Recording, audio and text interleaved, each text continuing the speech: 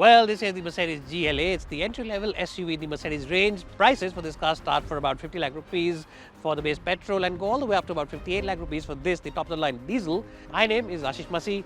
If you've come to this channel for the first time, if you've come to Try and Drive English for the first time, then please like, share and subscribe. Let's get started with the Mercedes GLA.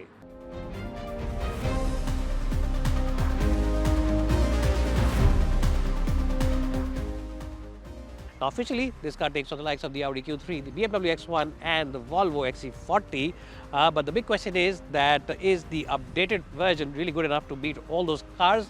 Now what are the big changes? Well, on the outside, on the face, you get this new headlamp design where you get this eyebrow-like treatment on top of the lamps, and of course you also get a slightly modified grille up ahead. But apart from that, it really is very difficult to tell what is very different on this car from the outgoing version. From the side angle, if you see, you'll get a completely different set of alloy wheels, and these alloy wheels are in the shape and design of the AMG version, so it really looks very stylish and looks very posh. And of course Mercedes is giving you Continental tires with this, which really do aid both safety, grip levels as well as comfort. And at the back, more or less the design is the same. You get the same design for the tail lamps which you got on the outgoing car. Nothing really has changed over there, but the bigger changes have been reserved for the interiors. So let's jump inside the cabin and tell you what the big changes are on the inside and how this car in terms of the comfort, the luxury, the features as well as the driving. Well, so Mercedes picks the best interiors in the business. There are no two ways about it. They really are the best when compared to the other rivals. And the highlight, of course, is two completely brilliant screens over here. This one, of course, gets the MBUX app. And for this particular version, the update 2024 version, Mercedes has updated the MBUX app as well. So now you get Apple CarPlay as well as Android Auto, which can be used wirelessly on this. So that's something quite good.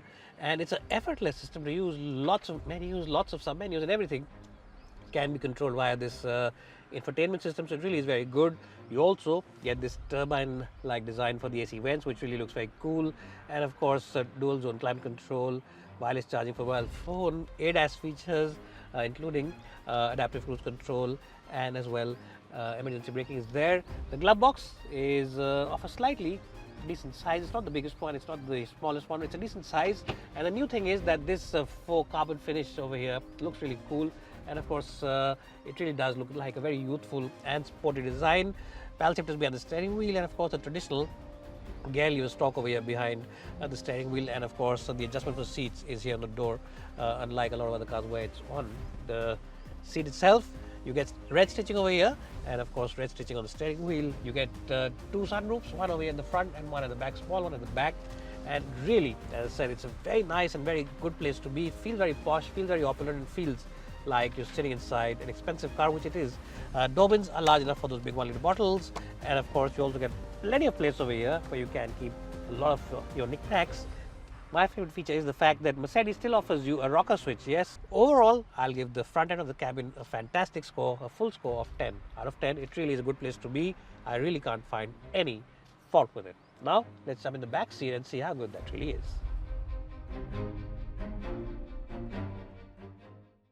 Well, so I'm in the back seat now of the Mercedes GLA, and even though this is the most compact SUV in the Mercedes range, there's nothing really compact about it in terms of space.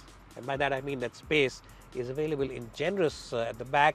I'm 5'10" and I have loads of knee room, generous amounts of headroom as well, and the front seat has been adjusted for my height and my driving position. So if you're a driver, your chauffeur is also about 5'10", 5'11", you'll get plenty of place over here.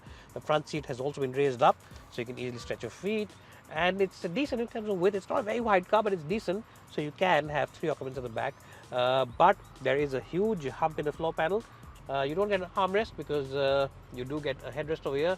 But if you want to use it as an armrest, you can easily make this portion slide out and then do this, but there aren't any beverage holders or anything like that.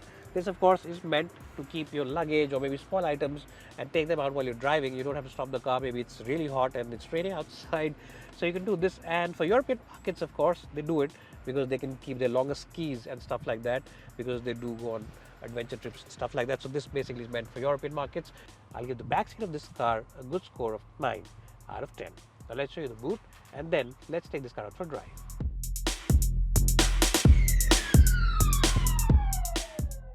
Well, let's quickly show you the boot of this car. Now, the best point is that it's a powered tailgate, as you can see over here, this button.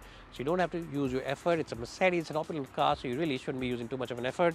Now, the flooring of this car isn't very high up. It's not a very high set car, so it's quite good because you can easily heave in those big bags and big boxes without too much fuss. There's absolutely no loading sill, which really makes it a very easy car for those airport transfers. All you do is get your trolley, keep the bag without any fuss, and take that trolley inside or get it outside. And the shape and size also is decent. It's not the biggest boot, but it's quite good and generous in its own right. I think we should give this car's boot a respectable score of 8 out of 10 considering all the factors. Now let's take this car for a spin and tell you how it is to drive. But let me show you how it closes, because you just press this button over here and don't have to do anything. It shuts on its own. Well, so now I'm driving the Mercedes GLA. Now this car comes with two engine options. There's a petrol and there's also diesel, which we're driving today. Yes, diesel is still available. Mercedes is one of the few manufacturers who's still pushing diesel, and that's a good thing because a lot of car makers have stopped giving you diesel options, but Mercedes knows that customers who travel a lot, who travel on long distance journeys, still prefer the punchy mid-range of a diesel and also the fuel efficiency as well. Now this is a 2-liter diesel engine and it makes about 190 bhp, so it is quite a powerful engine, and it also makes 400 newton meters of torque, which again really is quite a good figure, and all that power is transmitted to the wheels via 8-speed automatic gearbox. Yes, it's not a 6-speed, not a 7-speed, but an 8-speed automatic gearbox, which really does make it one of the best gearboxes out there in the market.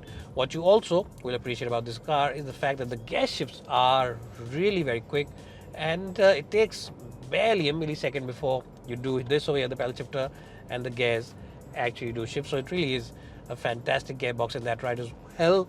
So that's something you've got to be careful, because in case you're doing faster speeds, you're doing illegal speeds, you might get a challan at home, or the cops might stop you with those radar guns, and then you might have to pay a heavy amount. So be careful when you're out on the highway with this car.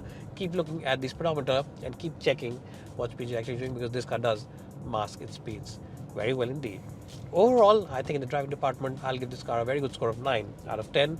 No major areas of complaint. Ride comfort is good, driving dynamics are good, it's a punchy and powerful engine, and just in general refinement levels and even the acceleration is very good. Now let me stop the car, give you some pros and cons, and then tell you whether you should consider buying it or whether you should consider buying some other rival of its. Well, so if you're in the market for your first ever luxury SUV, then this is a great choice. It offers you very punchy performance, especially from the diesel. It offers you good space, and it also offers you premium and very plush interiors.